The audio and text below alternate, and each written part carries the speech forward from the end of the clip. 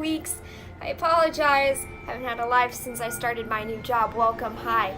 If you're not big in the YouTube world, you gotta get a real job in the real world, so.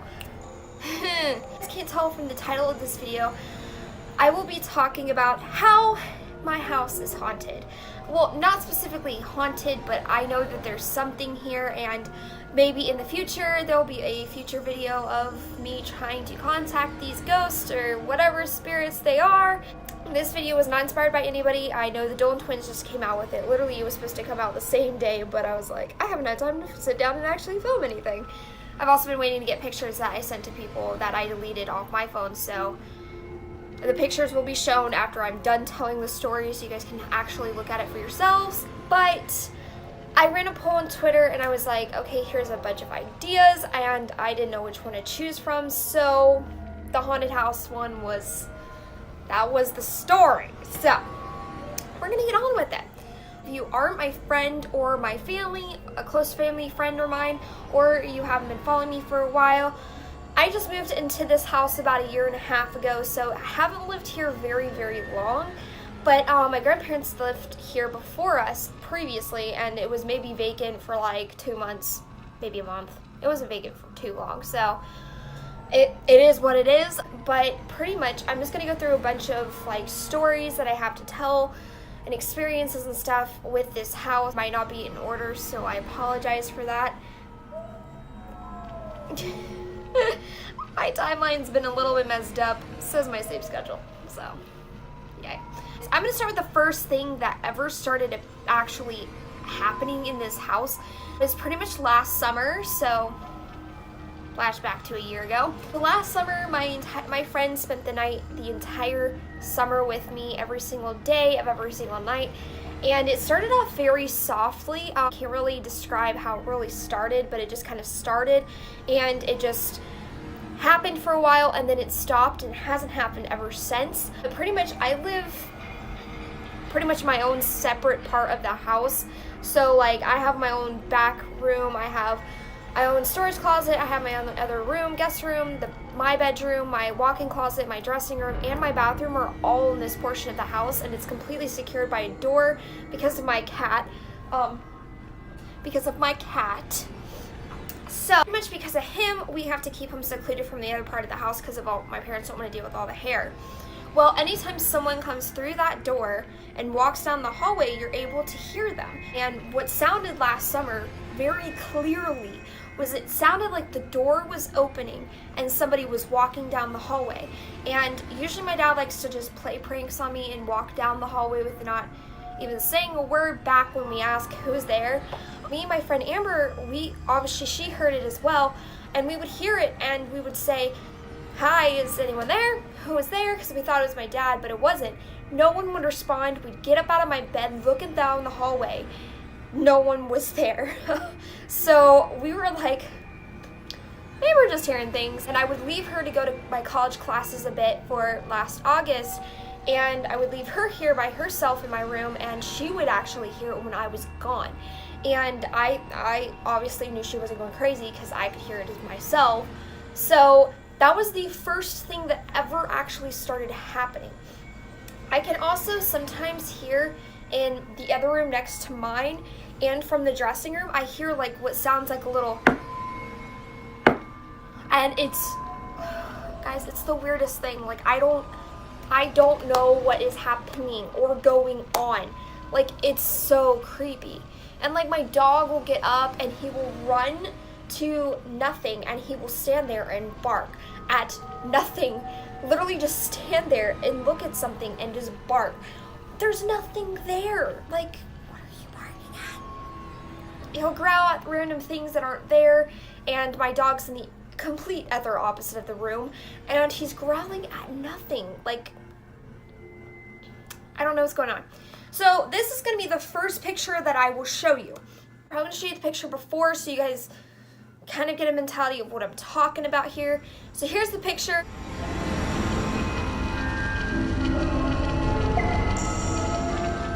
Alright, and pretty much the story behind this picture, I know you think it looks like a regular freaking Hannah. I know, right? So I was taking a bath. This only happened 2-ish, 3-ish, 4-ish months ago. So everything was quiet ever since that last summer incident into August. Everything has been quiet, nothing's happened except for my dog, but you know, dogs will be dogs. And then like a couple months ago, I was in the middle of taking a really hot shower, and you know, if it's hot, it's very steamy in the room. Well, I get out of the shower, I have my towel wrapped around me, I play on my phone until I air dry a little bit. I sat on the toilet to just air dry. The toilet was not open, it was closed. I was just sitting on it with my towel wrapped around me, playing on my phone, okay? I look up and I have a wooden door that kind of sits there, it goes out to the patio. My bathroom is more of used for if you're out in the pool, you need to go to the bathroom. That's what my bathroom is mainly for.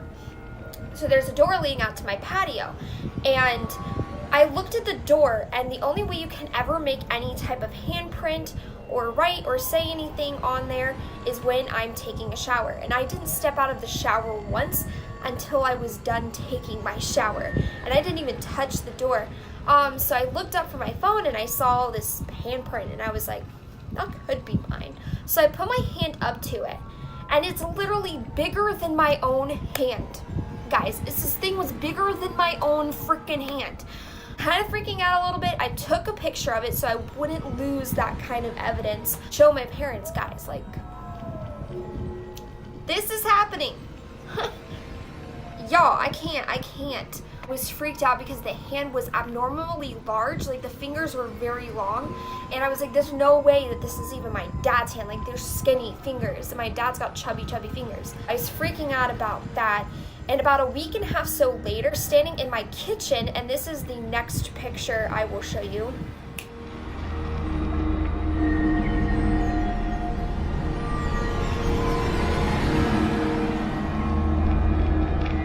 So we were standing in my kitchen, all right, and my dad looks up at the ceiling, and I was like, what's he looking up at?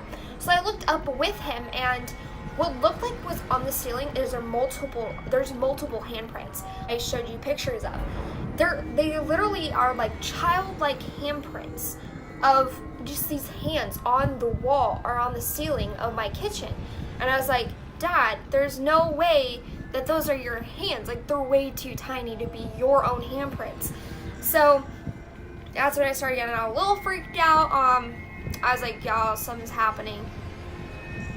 Guys, I can't, like, oh, it's giving me goosebumps just talking about it. Next things that happening, this is kind of completely out of order. Like I said, my timeline is completely messed up, so I apologize.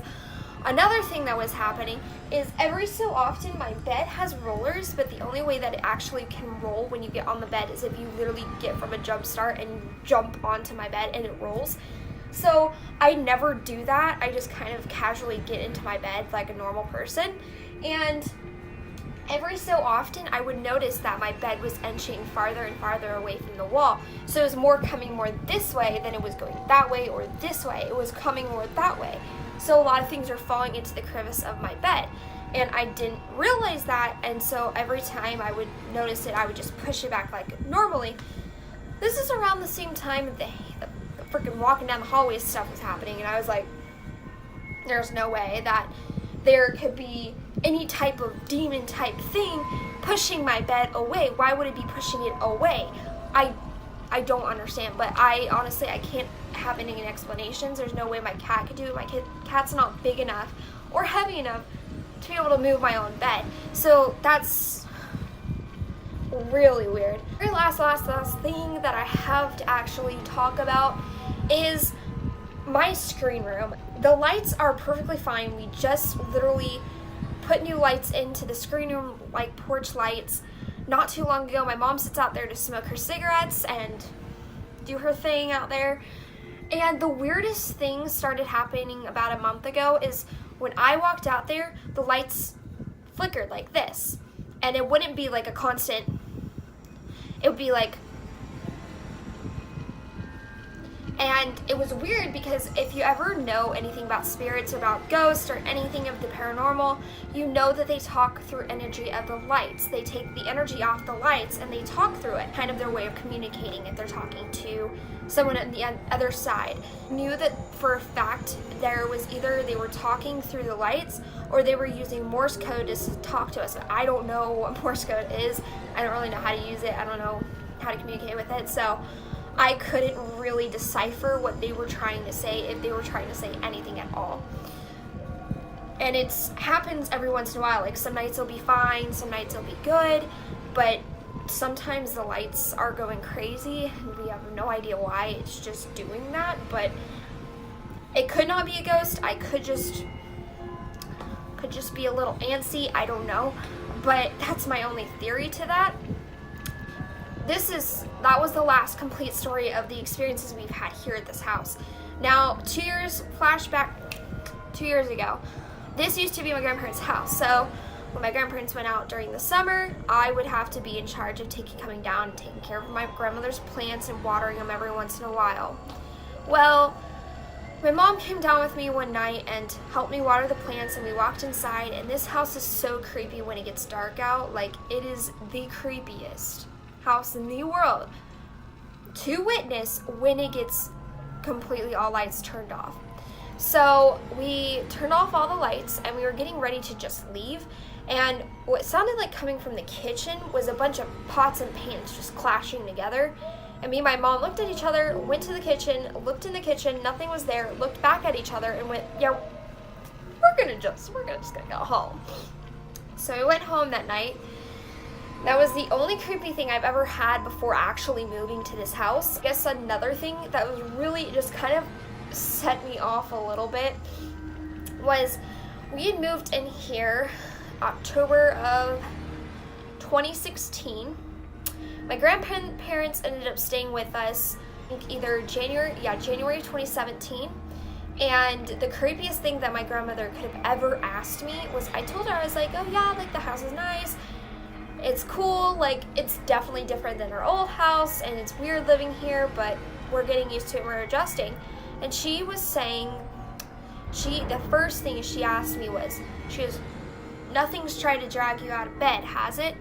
Or woken you up? And I was like, no, nothing's like tried to drag me out of bed or anything like that. Like nothing like that has happened. I said I've heard weird noises and stuff, but that's about it, and it could just be the house itself.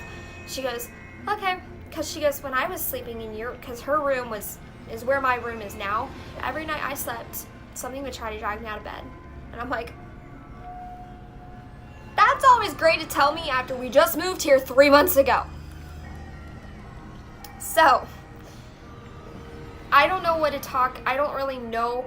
These could just be things that just happen. We do have a lot of dead family members in our family room, like ashes. I'm not saying we actually have dead people in our room. We have ashes of my family members, ashes of my dead animals. So like, obviously there could be just them talking to us. Nothing bad has actually happened to us. But I mean, the handprints, the noises, the light flickering, the thing that my grandmother told me, the moving the bed, I mean, the sounds, it was a lot, and it was just coming in like everything would stop once one thing happened. So it would be like one thing, stop. One thing, stop. One thing, stop. One thing, stop. And it would just become like that. It would be just kind of like it would not stop. I don't really know what to talk of this. I know that for a future video idea, I definitely am considering of doing the card game. Hashtag, if you didn't know, Sam and Colby did this card game on the Queen Mary, and it actually kind of seemed cool. It seemed a lot safer than the Ouija board. I refuse to play an Ouija board. So, I would much rather be safer, like, feel more safe playing the card game than anything else, and I kind of just want to use the card game to kind of talk and see if maybe this is a good ghost, and maybe it's a ghost that was with the house, or maybe it's one of our family members, and hopefully nothing bad, nothing demonic. That is what I'm hoping for. If you want to see that, give this video a thumbs up if you want to see that video. Or in the future, could be next week, could be the following week, we don't know, because Aaron's work schedule's whack. I won't be posting every Sunday like I plan to, because this job has just got me working, guys. But anywho, other than the creepy stories and the creepy pictures, you guys enjoy this video, and give it a thumbs up. Make sure you thumbs up if you really want to see that video in the future. Subscribe, hit the bell, because YouTube's being whack right now, so if you hit the bell, it make sure you get notified every time I upload a new video. And I hope to see you guys back next time. I don't know what the next time is going to be, but we'll see. Just for